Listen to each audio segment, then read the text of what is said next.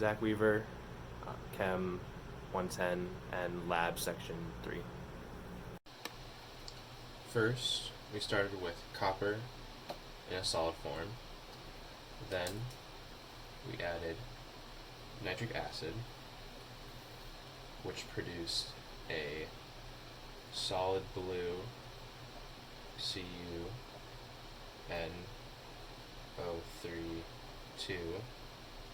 which was dissolved in water, so it was aqueous, but it also produced NO3 gas, which was brown and toxic.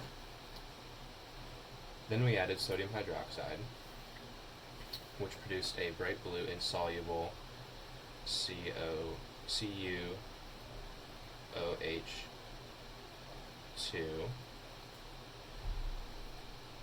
which was solid because it was insoluble, but it also produced NaNO3, which was a clear salt that was dissolved in the water, so it was aqueous.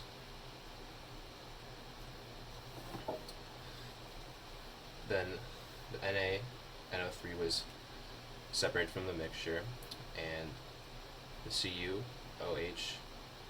was heated, and that turned into a black water insoluble salt, CO, which was solid, and it was, since it was not dissolved because it's insoluble, it was still in solid form. But it also yielded water, liquid water.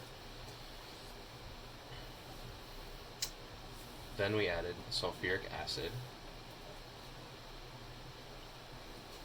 after the copper oxide was separated from the water, and that yielded Cu, copper sulfate, SO4. But that was able to be dissolved, so that was aqueous. But that also yielded water again.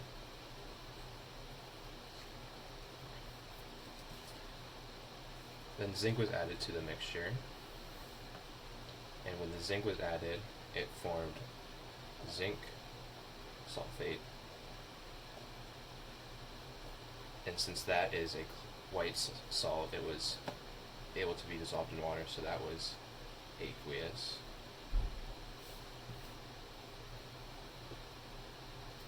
And also hydrogen gas. Oh, and the copper sulfate was aqueous and the water was liquid. And when the zinc was added, it yielded these two products, and it also came back to yield solid copper again.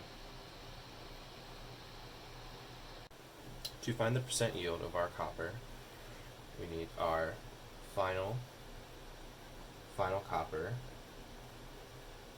over our original copper, and our final copper mass was 0.836 grams, and divide that by original, which was exactly 0.501 grams, which comes out to be 1.6686. Find the percent, times it by 100, equals 166.86%.